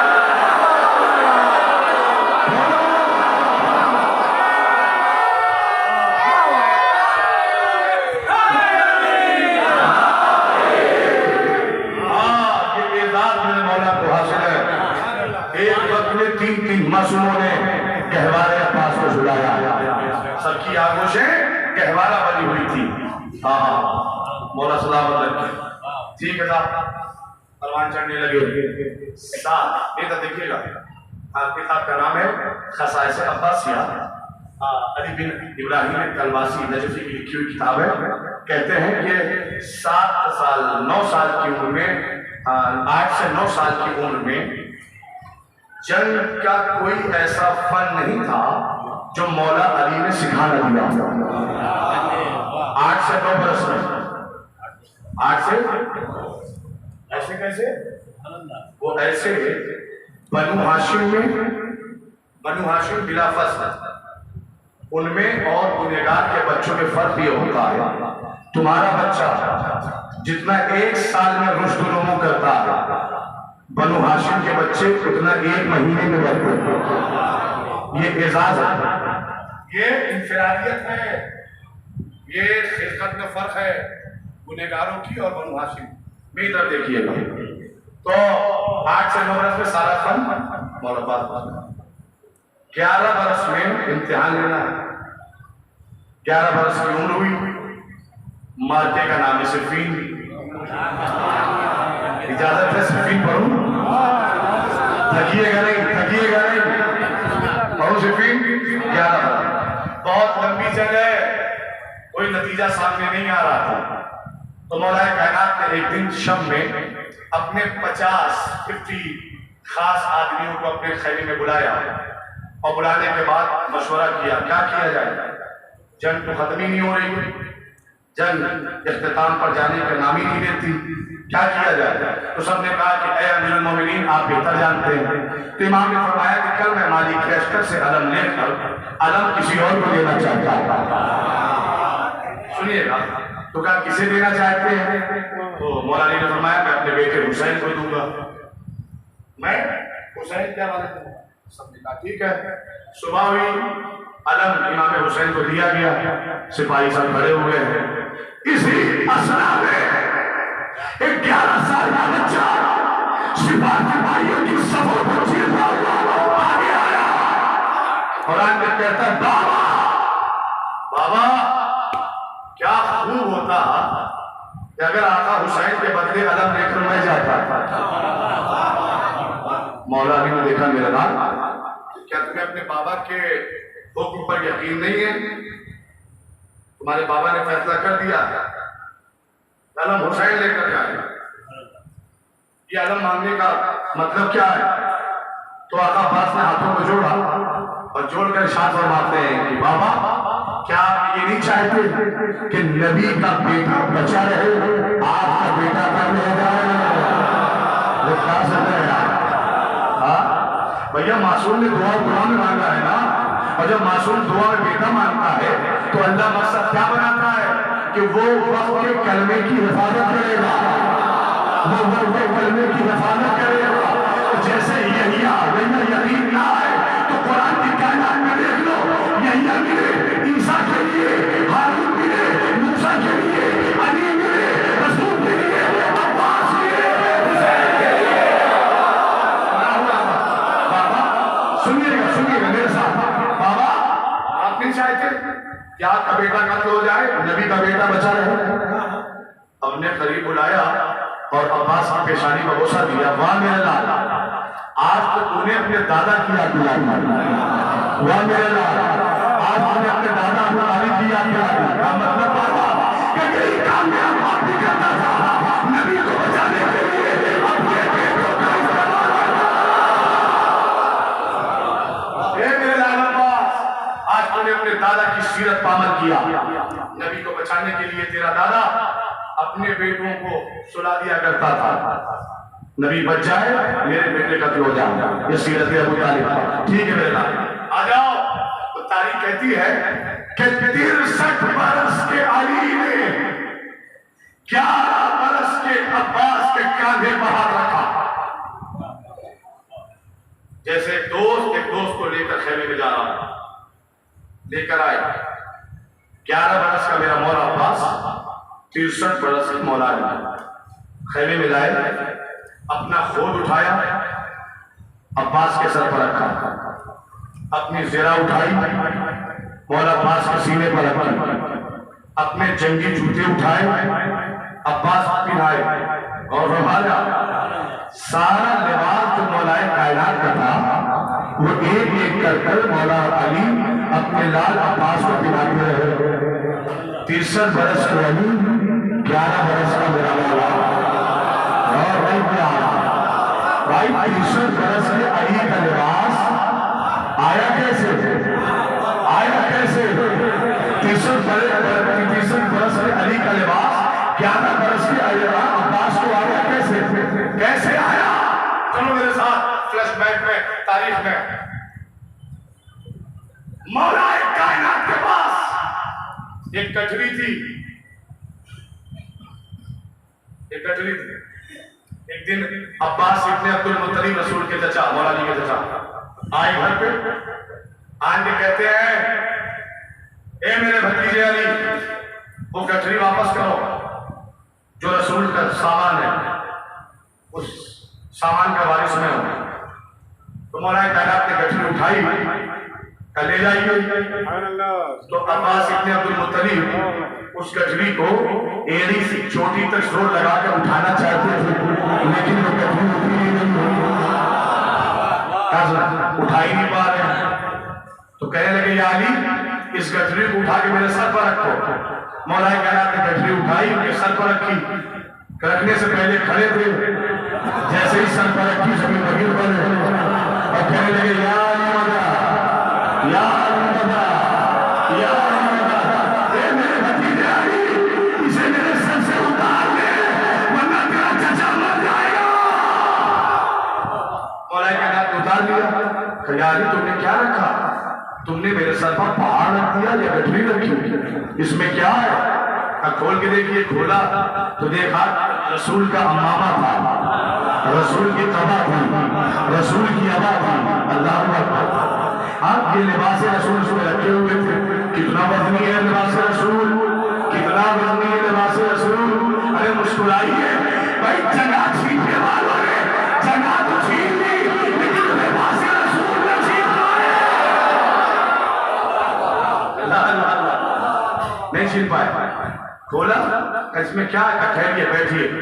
जनाब अब्बास इब्ने अब्दुल मुत्तलिब बैठ गए। मौला अली ने बुलाया, बेटा हसन, मेरे करीब आओ। इमाम हसन करीब आए, का अम्मामा पहनो, रसूल की अबा पहनो, रसूल की कबा पहनो, रसूल की नाले पहनो, रसूल का आसा हाथ में लो। पहन लिया, सारा सामान हाथ में भी ले लिया। क्या मेरे लाल, आप अपने दादा को चल के दिखाओ। हसन ने चल के दिखाया, कहीं से उतार के रख दो। मेरे लाल हुसैन तुम आओ, जो काम तुम्हारे बड़े भाई ने किया। अम्मा पहनो, रसूल की कबा पहनो, रसूल की अबा पहनो, आप कैसा लो, अपने दादा को चल के दिखाओ।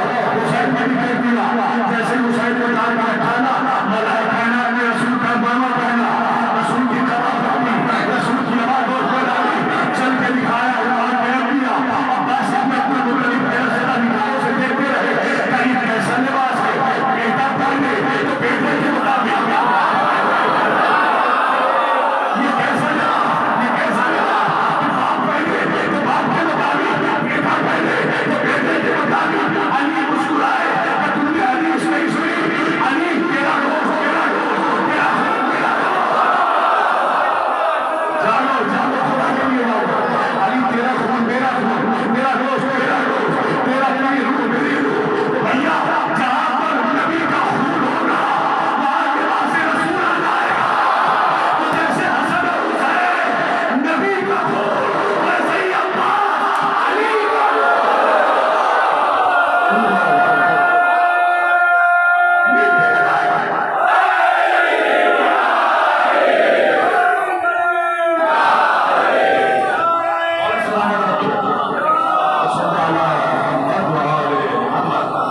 मिलजुल का सलाह पढ़ लो।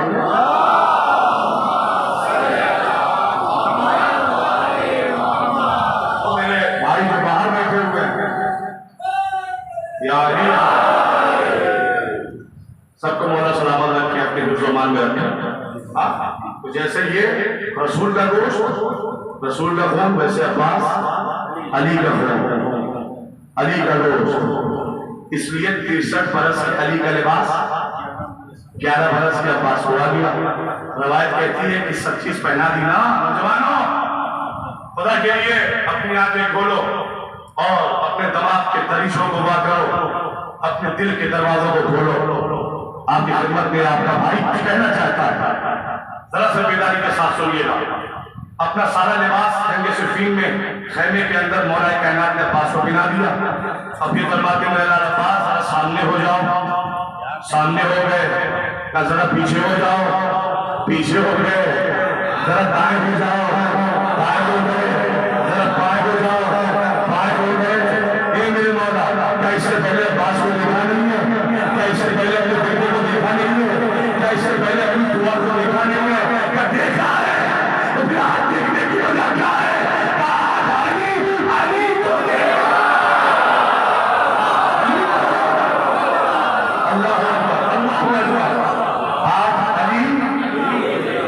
भैया ये बिल्कुल वैसा ही है जैसे गदीर में अपना अम्मामा नबी ने अली को पिलाया। मेरे भाई अली सामने हो जाओ, पीछे हो जाओ, बाएं हो जाओ, बाएं हो जाओ। या नबी अल्लाह कैसे गए अली को देखा नहीं, उन्होंने बहुत देखा है, लेकिन आज मोहम्मद को देखा। वैसे ही आज अली जाओ मेरा मैदान तुम्हारा इंतजार कर रहा है, और ये गुजरात के मोमिन भी इंतजार कर रहे हैं कब मौलाना मैदान तक आए। मौला अब्बास जाने लगे, जैसे ही कदम बाहर निकालना चाहते थे, रुक जाओ मेरा, क्या हुआ बाबा? कब पहली मर्तबा अली ने तुम्हें अपना लिबास बनाया, और मेरे लाल तू है कमरे बनी हाशिम, तू है हाशमी घराने का चांद। मेरे लाल मुझे डर है कि कहीं शामजादों की नजर न लग जाए। फिर बाबा चेहरे पर नकाब डालो, नकाब डालो। आज तो अली की दुआ मैदान में जा रही है। हाँ, नकाब पिलाई और मैदान में भेजा। तलातुम वज़न के मुताबिक जिस्म का तस्लीम होना, सर का तन से जुदा हो जाने के बाद कुछ लम्हे के बाद पता चलना कि ये मर गया।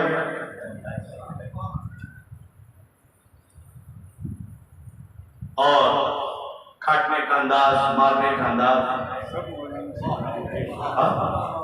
सब देख कर भागे। और जब भाग रहे थे, देखिए दो ही लोग अली को बुलाते हैं, या तो चाहने वाले या तो दुश्मन। दो ही लोग अपनी जुबान पे नाम लेते हैं, या तो चाहने वाले या तो दुश्मन। भाई चाहने वाला मुसीबत में गिरे तो कहता यार यार, और जब दुश्मन मुसीबत में गिरे तो कहता भागो अली आ गए।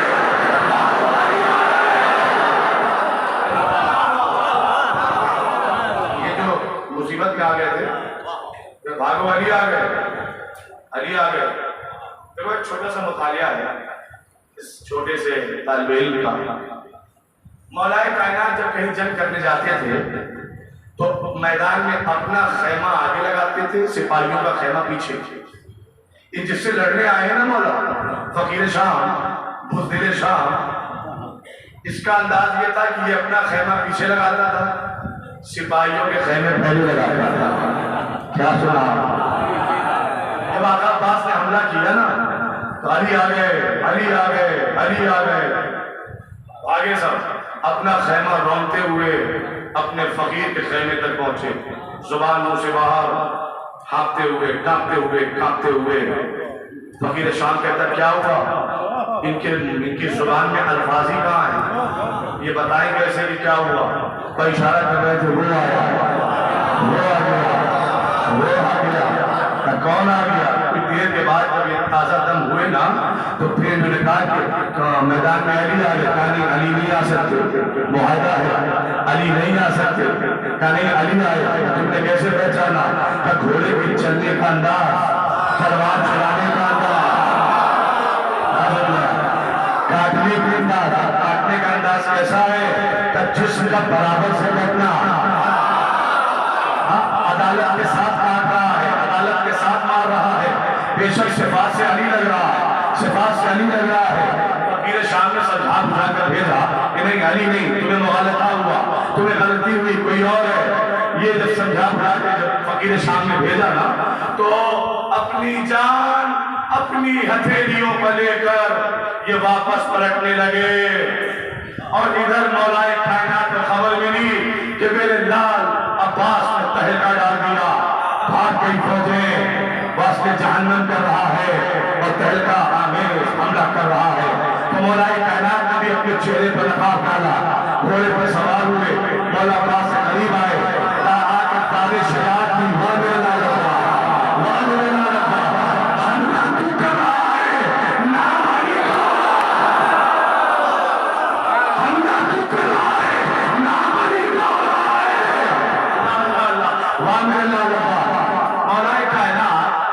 अब्बास की पुष्ट पर तारे शयात दे रहे थे, थपथपी दे रहे थे, तारे शयात दे रहे थे। वहां मेरे लाल अब्बास हमने पूरे किया, याद अभी आ गया।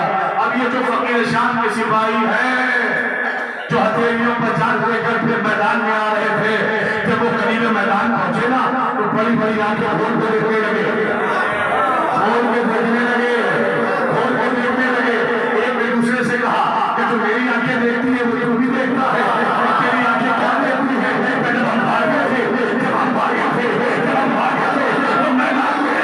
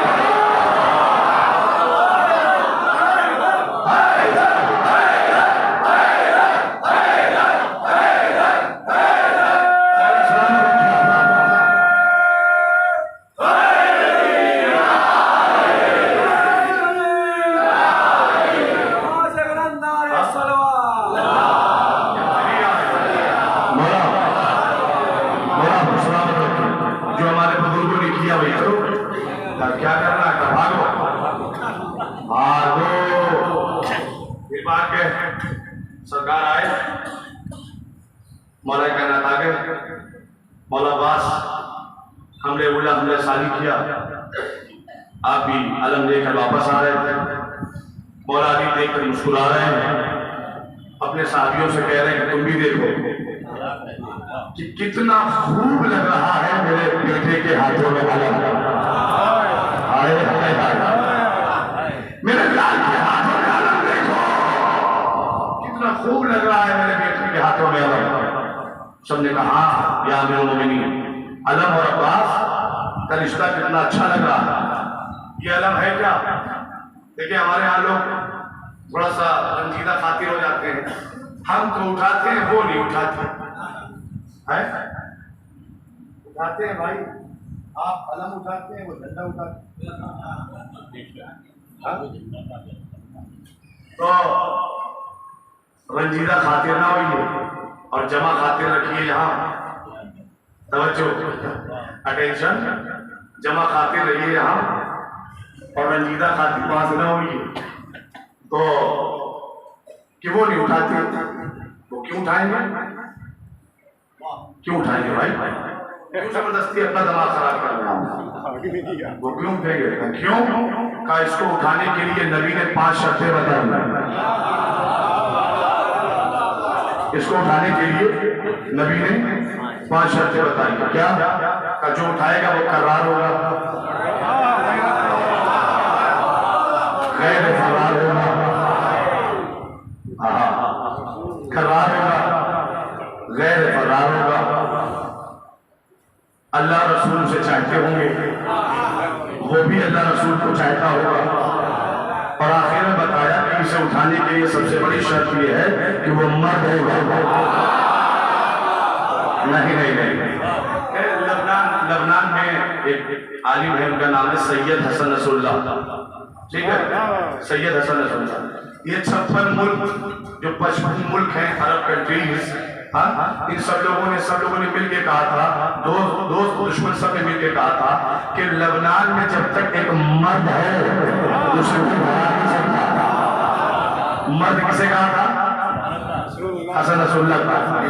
उसी हसन नसरुल्लाह ने चैलेंज किया था, कहा था कि मैं दुनिया भर के आतंकवादियों को ये चैलेंज करता हूं कि तुम सब के सब सीरिया में आकर जमा हो जाओ।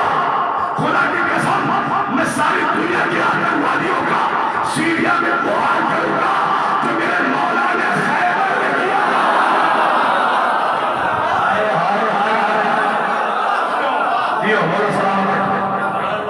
मैं वही याद करूंगा तो आतंकवादी आए नहीं, क्योंकि पता है कि मर्द कह रहा है, क्या सुन रहे हैं, पता है कि मर्द कह रहा है। तो अलम उठाने के लिए 5 शर्तें हैं ना, करार हो, गैर फरार हो, अल्लाह रसूल का चाहने वाला हो, वो भी अल्लाह रसूल उसे चाहता हो, और आखिर में क्या है, मर्द हो मर्द, ये तब रुकेगा, मर्द हो मर्द। इतनी चीजें जमा होगी तब जाकर अब्बास का आलम हाथों में आएगा। और यही वजह है, यही वजह है, यही वजह है कि अबू बकर बगदादी कभी शाम भाग रहा था, कभी इराक भाग रहा था, लेकिन हसन रसूलुल्लाह ने कभी शाम भागे। क्यों? ये 5 शर्तें पाई जा रही थी। हाँ, ये 5 शर्तें पाई जा रही थी, तो सब भी उठा सकते हैं। तो भैया ये आलम की हैसियत क्या है? नौजवानों याद रखना इस पैगाम को। आलम की हैसियत क्या है जो आपका अब्बास के हाथ में है? तो उसकी हैसियत यह है कि 1857 में हिंदुस्तान को आजाद कराने के लिए पहला इनकलाब। 1857। जिन्हें मालूम है वो सरिला रहे हैं, जिन्हें नहीं मालूम है वो उस पर यकीन करने में सही कह रहा हूं। 1857 में पहला इनकलाब, लेकिन नाकाम हो गया। 1857 में हिंदुस्तान के पास अपना कोई ध्वज नहीं था, कोई परचम नहीं था, नहीं था। बगैर अलम के, बगैर परचम के क्रांतिकारी आजादी। देश के वीरगति प्राप्त हुए शहीदों को हमारा नमन, हमारा सलाम। आज उनकी वजह से हम सुकून की सांसें ले रहे हैं। हकीकत है ना? हाँ, उनकी भी लगों में खून था, पानी थोड़ी था। वो भी तो किसी घर खानदान के चश्मे चराग थे, अपना खून बहाकर हमें आजादी दे गए। तो उनकी यादें हमारे दिल में हैं और शहीदों की याद मनाते ही। तो बेचारे वो हार गए। छोटे मोटे बहुत से ऐसे इंकलाब थे, लेकिन 1947 15 अगस्त को जीत गए। ठीक है, जीत गए।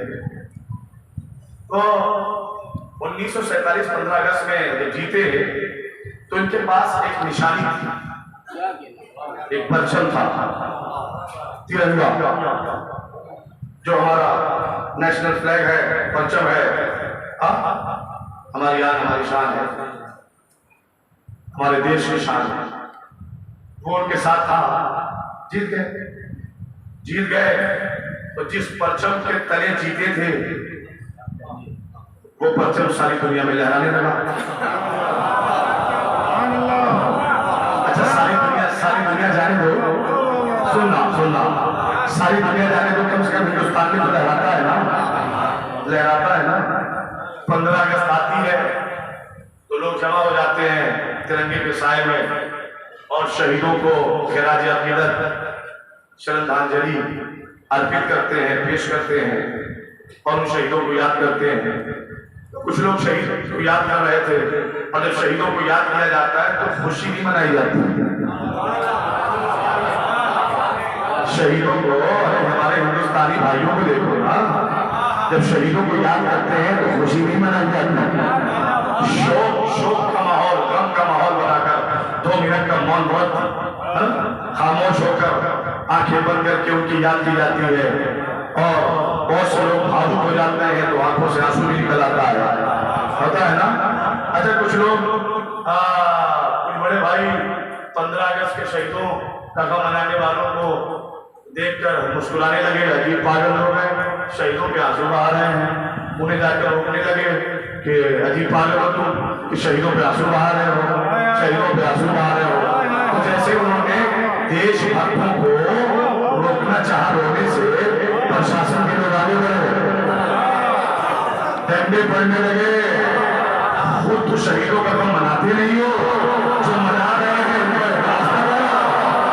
याद रखना देश के शहीदों का अगर गम के लिए आंसू बहाया जाए, अगर इन्हें रोकोगे तो देश के सिपाही मारेंगे, और अगर इस्लाम को बचाने वाले रोने से रोकोगे तो अल्लाह के फरिश्ते मारेंगे।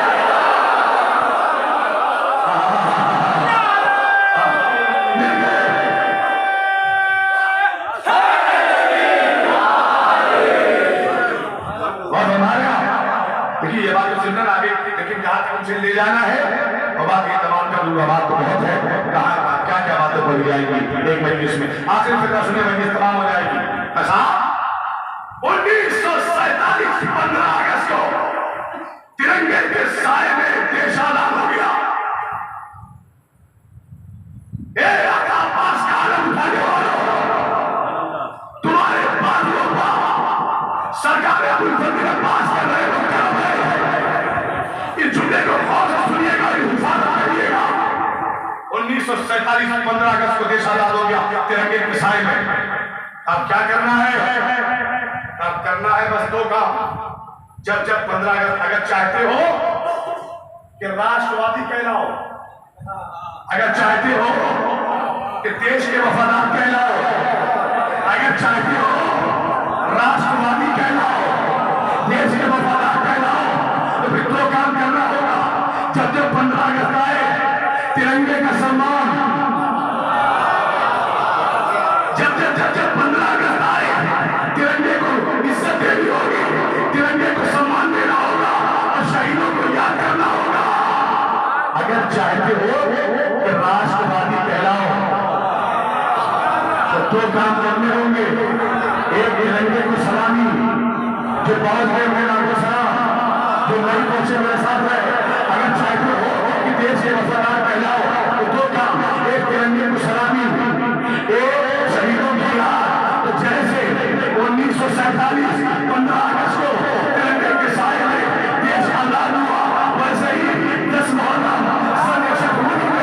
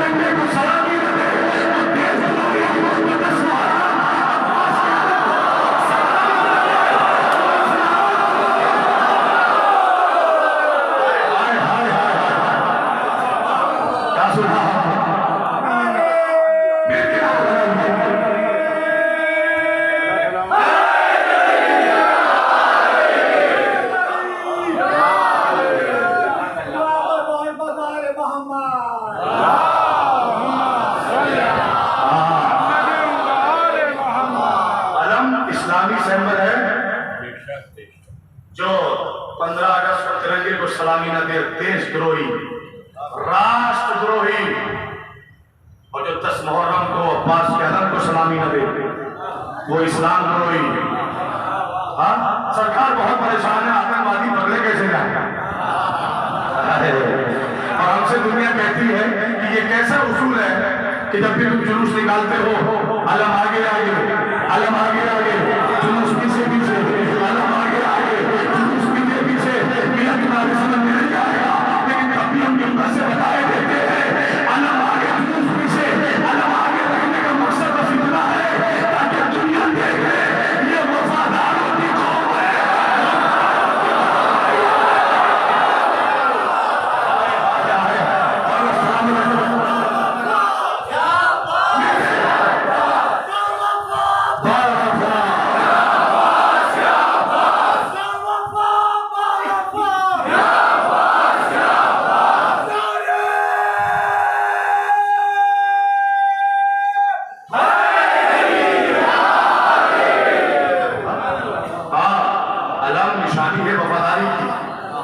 दुनिया देख ले जुलूसों क्या आलम, ये वफादारों की कौम है, गद्दारों की कौम नहीं है। सरकार परेशान, आतंकवादी कैसे पकड़े जाए, कैसे पकड़े जाए, कैसे पकड़े जाए। दुनिया भी परेशान है कि ये हर साल जुलूस निकालता। कोरोना में 2 साल लोग खुश थे, लेकिन अब की तो निकलेगा, फिर परेशानी बढ़ेगी। और दायरे इस्लाम में रहने वाले पूछते हैं जुलूस क्यों निकालता है भाई, इमाम बारगाह में सुकून नहीं मिलता, वही मातम कर लो, क्यों निकालता है?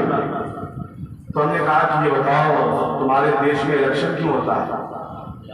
मतलब 10 दिन, 1 महीना 2 महीना पहले कैनवसिंग, पर्चा बांटना, पैसे देना, ये देना, वोट हमें देना, वोट 11वें दिन इलेक्शन होता है, उसके 4 दिन के बाद नतीजा आता है। तो नतीजा आने से पहले हमने रोड पर देखा कि सारी पार्टियां जिंदाबाद मुर्दाबाद, जिंदाबाद मुर्दाबाद, सब जिंदाबाद मुर्दाबाद, लेकिन नतीजा आने के बाद देखते हैं कि सब गायब हो गई। एक ही सड़क पर आए और जिंदाबाद जिंदाबाद जिंदाबाद जिंदाबाद। हमने बढ़ के उन पार्टी से पूछा कि और पार्टियां जो आपके साथ आती थी वो कहाँ गई? आप जुलूस अकेले क्यों निकला? आपका जुलूस अकेले क्यों निकला? आपका जुलूस अकेले क्यों निकला? बनाना बचा है, वो सारी पार्टियां हार गई, हमारी पार्टी जीत गई। उन्होंने उसको बना दिया ना, हारी हुई पार्टियों का जुलूस नहीं निकलता,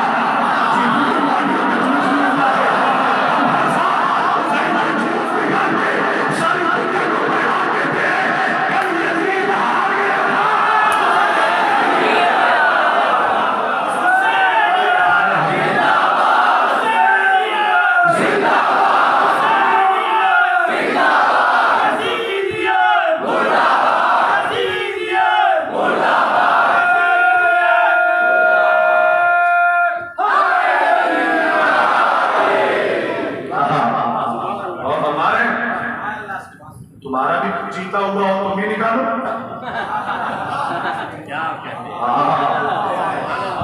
जुलूस तो उसी का निकलेगा जीत चुका हो,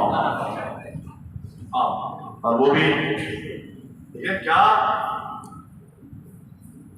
साथ है कि जब भी ताजिया निकलता है, ताबूत निकलता है, अलम भी रहता है। ये दोनों ताजिया और अलम के साथ होने का मतलब पता क्या है? जिसे मासूम ने मांगा था वो अल्लाह के कलमे की हिफाजत आज भी कर रहा है।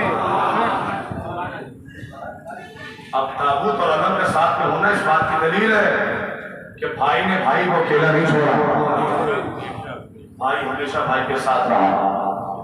सरकारे वफा का मसाइल सुनने के लिए आमादा हो गया।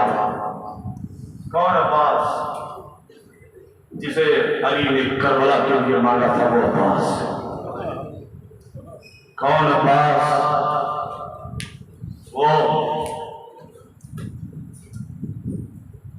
जिसको देखकर ज़ैनब शहजादी गुरूर करती थी।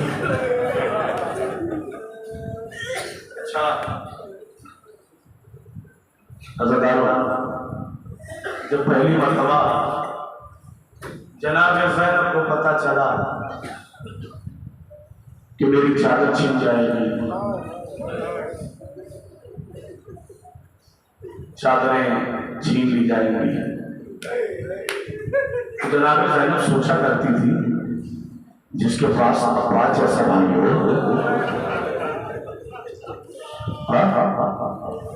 उसकी चादर छीनेगा। काफिला मदीने से चला। जनाबे उम्मुल बनीन ने हजरत अब्बास को अपने साथ लिया, कब्र रसूल पर आई। मेरे दादा अपना हाथ रसूल की कब्र पे रखा और एक हाथ ईमान के सर पे रखा। दिया अम्मा क्या करूं? अम्मा के सर की कसम, रसूल के रोजे की कसम खाकर कहे अब्बास जब तक तू जिंदा रहेगा शहजादियों की चादर सलामत रहेगा। अब्बास वादा करता जब तक तू जिंदा रहेगा शहजादी फातिमा ज़हरा के बच्चों को आंच नहीं आएगी। अम्मा अब्बास वादा करता है, वादा करता है। लो काफिला करबला आया। ए अज़ादारों, एक ऐसा जुमला कह दूं कि अगर आपने महसूस किया तो बहुत हो। जब 2 मुहर्रम को काफिला करबला पहुंचा है ना, तो करबला का नाम सुनकर सब रोए, लेकिन वही साथ है मौला अब्बास की रोए नहीं, मुस्कुराए। क्यों मुस्कुराए अब्बास? इसलिए मुस्कुराए 32 साल का इंतजार खत्म हो गया। 32 साल का इंतजार खत्म हो गया। हर जगह मेरा आका मुझे रोक देता था, अब्बास करबला नहीं है, अब्बास करबला नहीं है, अब्बास करबला नहीं है। अच्छा करबला आ गई, दौड़ कर इमाम हुसैन के पास आए, आकर कहते हैं आका यही करबला है। इमाम हुसैन रोने लगे, हाँ मेरा भाई अब्बास यही करबला है। सुनो सुनो, 4 मुहर्रम को खैमे हटाने की बात आई। मेरा मौला खैस में आया, तलवार निकाली, खत खींचा, इसे पार कर लो। अब्बास अपने हाथों से खैमे हटा देगा और इरशाद फरमाते हैं बेवकूफों, शायद तुम्हें पता नहीं है कि आज करबला भी है, अब्बास भी। तुम्हें पता नहीं है कि जिस दिन के लिए मेरे बाबा ने मांगा था ये वही जमीन है। जाओ अपनी अपनी जान की अमान लो और भाग जाओ। मौला हुसैन ने जनाब ज़ैनब से कहा, जनाब ज़ैनब पहले प्यारा अब्बास ने खैमे हटा दिए और बैठ कर 4 मुहर्रम को मेरा मौला रोता रहा। यजीदी फौज हंसती रही, आवाज की लाइनों, अगर अगर अगर मेरे बाबा की बड़ी बेटी शहजादी ने न कहा होता ना, तो आज कयामत से पहले कयामत करबला में अब्बास ना देता। अल्लाहु अकबर, जज़ाकुमुल्लाह खैरल जज़ा। अज़ीज़ों, 7 मुहर्रम आई, अल अताश की सदाएं आने लगी। जुमला सुनोगे ज़रारों, अभी सरकार का अलम आएगा इंशाअल्लाह। जब मैं कहूंगा तो अलम आएगा, दिल खोल के ज़ियारत करना। ये वो अलम आए जिसे हाथों में फेंकने के बाद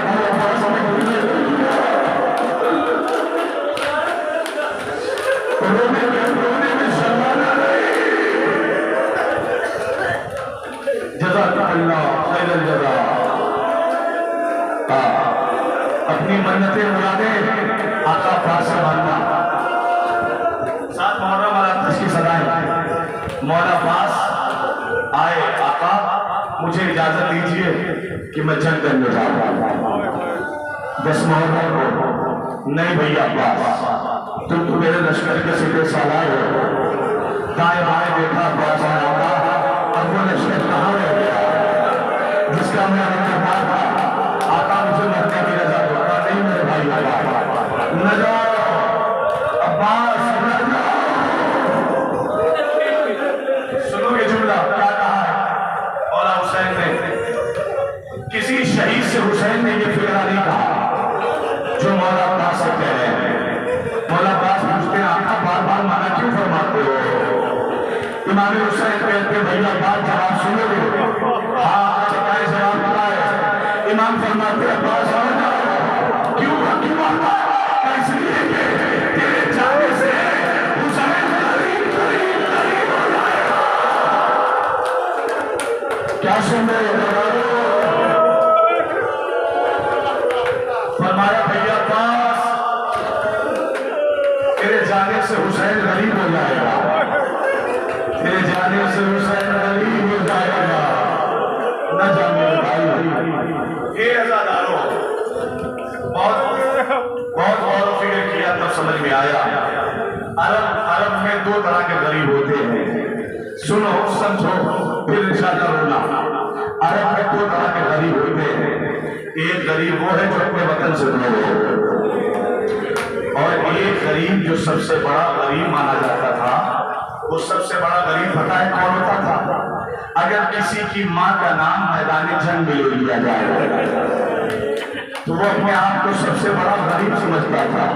इमाम हुसैन फरमाते हैं भैया न जा, हुसैन गरीब हो जाएगा,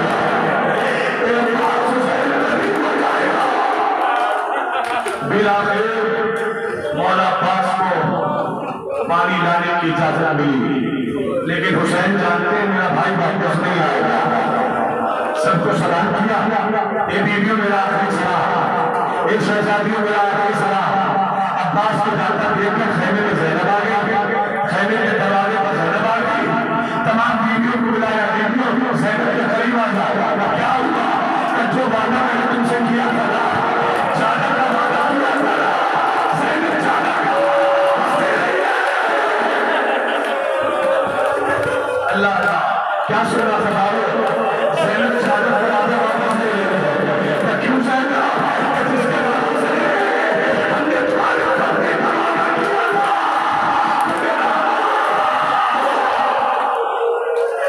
जज़ाकुमुल्लाह अल्लाह के पूरे बंदे सवाल में करबला के ज़ैनब को बड़ा यकीन था अब्बास का कि अब्बास के लोगों को ज्यादा कौन छीनेगा। अब्बास को होते हुए शानों में बाजुओं में रस्म कौन मांगेगा। लोग बाहर जा रहे हैं, ज़ैनब को वादा वापस ले लिया। सुन लिया मेरा मौला फुरात का करीब आया, सूखी हुई मशकीज़ा भरने लगा, मशकीज़ा बदल किया, जाने लगा। मलूकों ने तीर की बारिश कर दी। हकीम बिन तुफैल ताई था जिसने मौला के दाहिने बाजू का वार किया, बाजू खत्म हो गया, बायां बाजू भी खत्म कर दिया। उमर इब्न माद था कि जिसने अब्बास के सर पर धूल मारा। मेरा मौला उसी से जमीन पे आ गया, मेरा मौला उसी से जमीन पे आ गया। आवाज की मेरा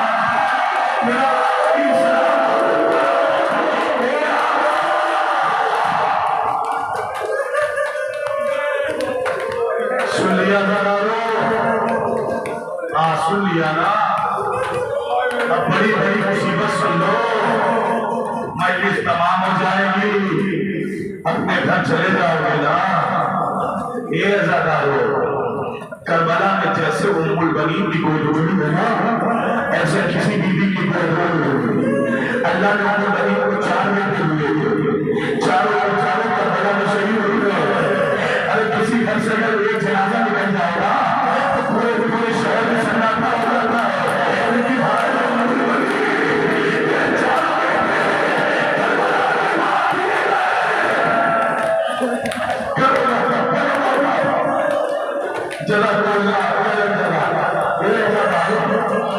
मौला पास से जमीन पे आए, हुसैन ने अपने हाथ कमर पर रखे, फरमाने लगे भैया पास तेरे मरने में हुसैन की कमर तोड़ी, तेरे मरने से हुसैन की कमर कमजोर हो गई। भैया पास तेरे बाजू के कटने से हुसैन का बाजू कमजोर हो गया। जज़ाकल्लाह। मातम करोगे ना तो ठीक है, मातम करना, लेकिन एक फैसला सुनो। जब मौला अब्बास जी से जमीन पे आए हैं ना, तो मलऊन अब्बास को ढोले हुए, मलऊन यजीदी लश्कर मेरे मौला को ढोले हुए था। और इमाम हुसैन आ रहे थे। इमाम हुसैन को देख कर कहते हैं मलऊन माज़ा तुरीदु या ज़हरा, माज़ा तुरीदु या ज़हरा। ए ज़हरा के बेटे हुसैन, अब क्या इरादा है? हमने अब्बास के बाजू काट डाले, हमने अब्बास को जमीन पे गिरा दिया। ए ज़हरा के बेटे, अब क्या इरादा है? हुसैन ने उन मुस्ताफों का जवाब नहीं दिया। अब्बास की तरफ देखा, ए भैया तुमने देख लिया तेरे सर पे क्या कही? हुसैन गरीब हो गया, हुसैन गरीब हो गया। जब तक तू जिंदा था किसी ने मेरी मां का नाम नहीं लिया। तू जमीन पे आया, करो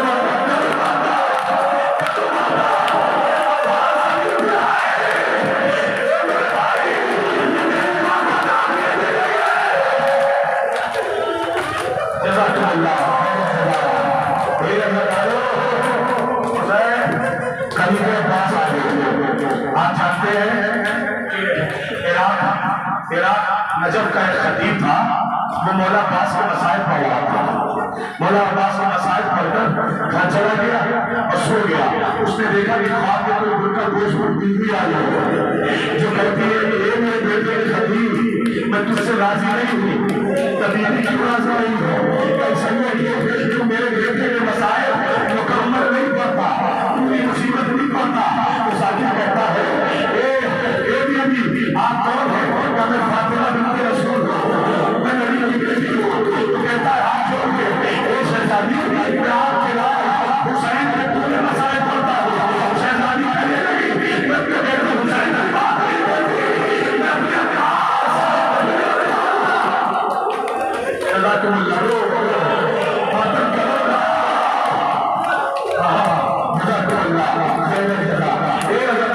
फरमाती मैं हुसैन की बात नहीं करती।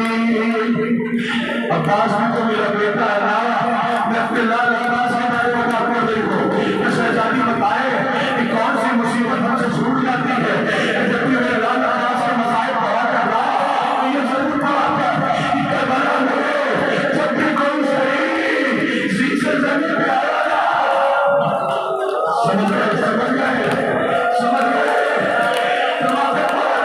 जब करबला में शीशे जमीन पर कोई आया तो सबके हाथ सलामत है।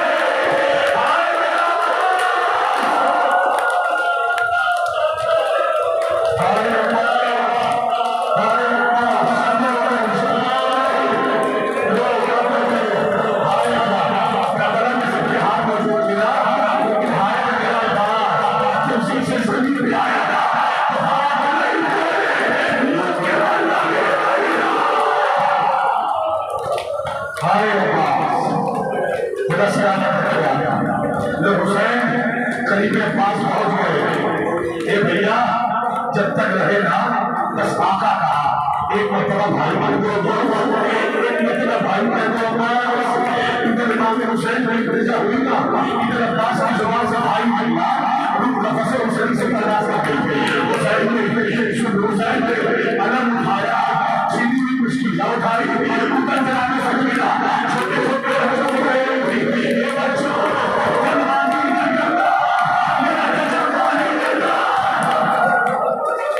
अल्लाह सलामत रखे, अल्लाह सलामत रखे। ऐसे से ये बात कर रहे हो ना कि जब बात ना मैं जैसा पानी लेके आया वैसे तो पानी बोली तो शर्म आना नहीं कर हाय